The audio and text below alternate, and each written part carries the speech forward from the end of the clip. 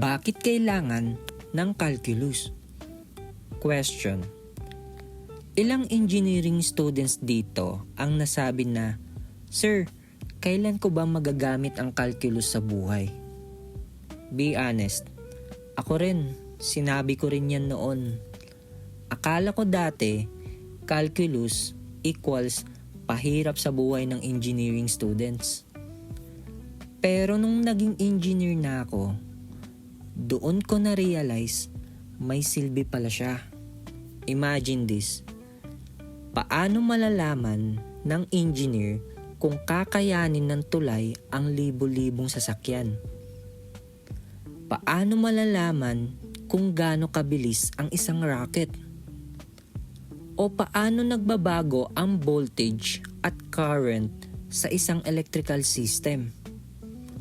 Calculus ang isa sa mga tumutulong para masagot ang mga tanong na yan. In short, calculus helps engineers understand change. Change in speed, change in force, change in electricity. Kaya kung engineering student ka, huwag mong isipin na pinapahirapan lang kami ni sir. Hindi.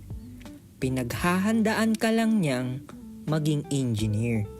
So next time na may magtanong, bakit kailangan ng calculus? Simple lang ang sagot. Because engineers don't just solve problems. They understand how things change. Again, this is Sir Pat, Engineering Made Simple.